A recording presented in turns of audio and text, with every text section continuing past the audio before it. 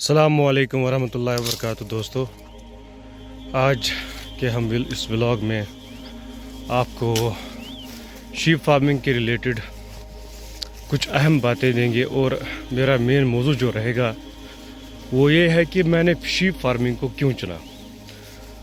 سب سے پہلے میں کچھ تھوڑا ٹیرین دکھانا چاہوں گا، یہاں سے آپ دیکھ پاؤ گے بالکل ہمارا جو ایریا ہے پہاڑی ایریا ہے، اور اکثر جو یہاں پہ دیکھا گیا ہے بہت سارے پریڈیٹرز ہوتے ہیں، بڑا خیال کرنا پڑتا ہے، اس لیے ہمیں 2 بکروالی کتے ساتھ ہیں۔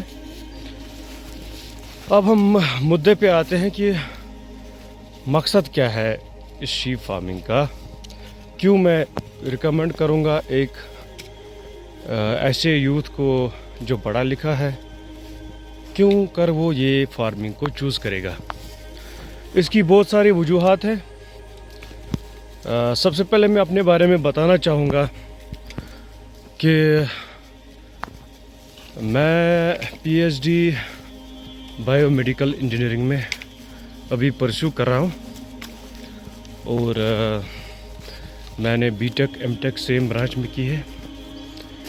تو آپ بول سکتے ہو کہ میں ایک پڑھا لکھا نوجوان ہوں، جو کہ پی ایچ ڈی سمجھو حد ہوتی ہے پڑھائی کی، وہاں تک میں پہنچ گیا۔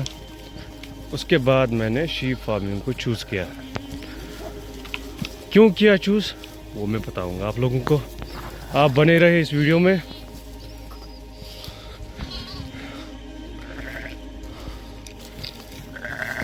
چوز اس لیے کیا کہ دیکھو، ایک کنسپٹ ہے ہمارے کشمیر میں کہ انسان کو پڑھنا ہے، ایک جاب ملے گی، گورنمنٹ جاب ہو، کارپوریٹ سیکٹر ہو، اور اپنی زندگی ایسے ہی گزارے، 1 مہینے کا ویٹ کر کے اس کو پیسے وغیرہ آتے ہیں اکاؤنٹ میں تو اس سے خوش ہو جاتا ہے، ایسے اس کی زندگی چلتی رہتی ہے۔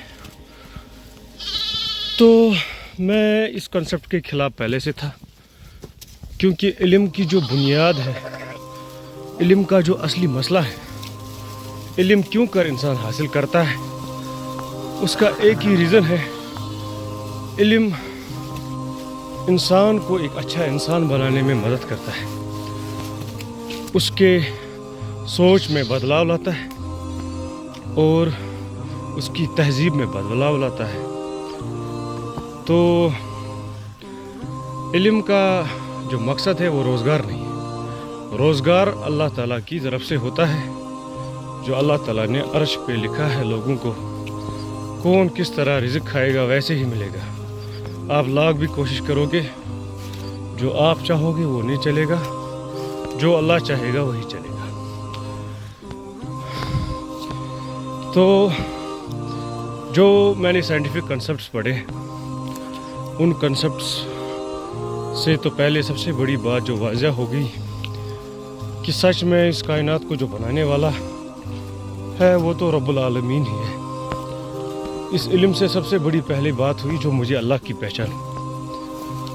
اب اللہ پہ جو پہچان ہوئی تو اللہ تعالیٰ پہ توکل بڑھ گیا، اور توکل بڑھنے کی وجہ سے حوصلے بھی بڑھ گئے۔ تو پھر میں نے بہت سارے آپشنز کو ایکسپلور کیا۔ میں نے پہلے چاہا کہ میں پولٹری فارمنگ کروں، تو اس میں مجھے کچھ کونز ایسے لگے کہ میں نے لگا میرے لیے فیزیبل نہیں رہے گا، کیونکہ لاسز کا بہت زیادہ خطرہ رہتا ہے۔ اس کے بعد بہت سارے آپشنز ایکسپلور کیے، لیکن سب میں مجھے ایسا لگا کہ یہ وینچر میرے لیے اچھا نہیں رہے گا۔ پھر میں شیپ فارمنگ میں کیوں آ گیا؟ سب سے پہلی بات جو ہماری یہ شیپ فارمنگ ہوتی ہے، شیپ چرانا، بھیڑ چرانا، یہ تو سب سے جو پہلی موٹیویشنل بات ہے، ہمارے رسول اکرم صلی اللہ علیہ وآلہ وسلم نے خود وہ ریوڑ سے جایا کرتے تھے، اور ان کا جو پہلا جو کام تھا وہ یہی تھا۔ اسی طرح تمام انبیاء علیہ السلام کا بھی یہی کام رہا ہے۔ تو اس کے بعد دوسری بات، اگر بزنس پوائنٹ آف ویو سے بات کریں، جو کہ میں نے دیکھا پچھلے 3-4 سالوں میں، کیونکہ سٹارٹ میں نے بالکل 5 شیپ سے کیا تھا. 5 شیپ کے سے اللہ نے ایسی برکت کی کہ بنتے بنتے آج 100 کے نزدیک ہو گئے. اللہ کا لاکھ لاکھ شکر ہے. تو بزنس پوائنٹ آف ویو سے ان کا جو لاسز کا ریشیو ہے وہ کمپیریٹیولی بہت لو ہے. کیازِ شیخ العالم رحمہ اللہ فرماتے ہیں کشمیری ایک مشہور شعر ہے تیور گو سن سیور.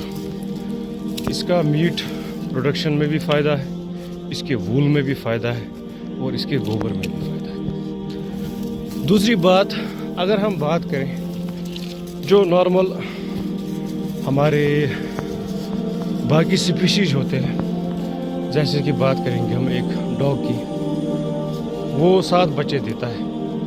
لیکن اگر آپ دنیا میں دیکھو گے کتے اتنے نہیں ہیں, لیکن شیپ سال میں 1 بچہ 2 بچے دیتا ہے. آپ دیکھو اللہ تعالیٰ ان کو کتنی برکت کرتا ہے. تو حلال کام ہے. چوتھی جو سب سے امپورٹنٹ بات ہے وہ ہے ان کا جو ہمیں کاسٹ فیکٹر ہمارا جو رہتا ہے. سال بھر یہ 8 مہینے بالکل باہر گریزنگ کرتے ہیں. دیکھو ابھی آپ دسمبر کا مہینہ چل رہا ہے, سردی ہے, لیکن اللہ کا لاکھ لاکھ شکر ہے. آپ دیکھ سکتے ہو پیڑوں کے پتے نیچے کھا رہے ہیں, گزارا ہو رہا ہے.